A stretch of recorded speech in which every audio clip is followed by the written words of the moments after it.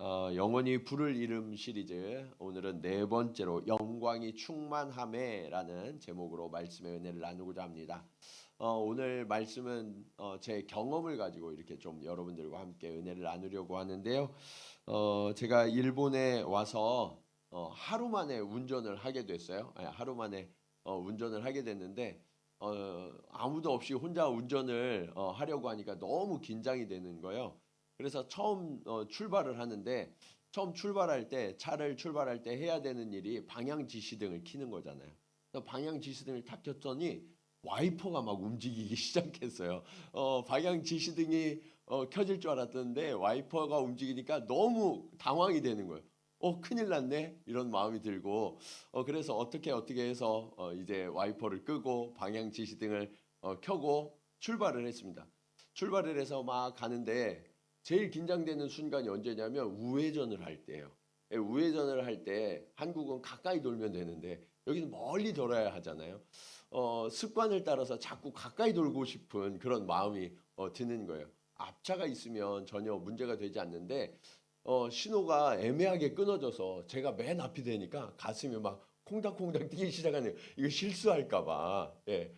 그렇게 해서 몇 번을 이렇게 운전을 간신히 이제 해나가고 있었는데 아니나 다를까 문제가 터졌어요. 어느 날 제가 신호등에 가장 앞에 섰는데 저도 모르는 사이에 우회전을 가까이 돌고 말았어요.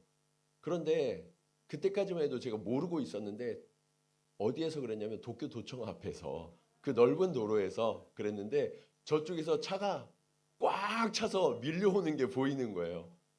등에서는 막 식은땀이 흐르고 머리는 하얘지고 이거 어떻게 해야 되지? 막 당황하고 있는데 그 다음 펼쳐지는 장면 때문에 제 마음이 완전히 바뀌었어요. 어떤 장면이냐?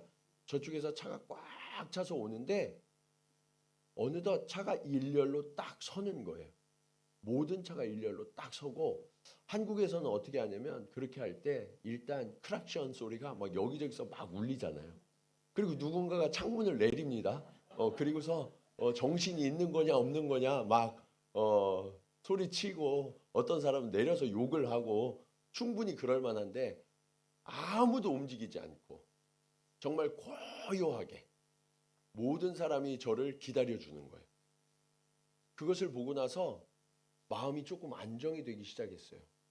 그리고 제가 재빨리 핸들을 막 돌려가지고 이제 차를 완전히 돌릴 때까지 한 대도 차가 움직이지 않고 저를 기다려 주는데 그 장면을 경험하고 나서부터는 일본에서 운전하는 것이 안전하구나.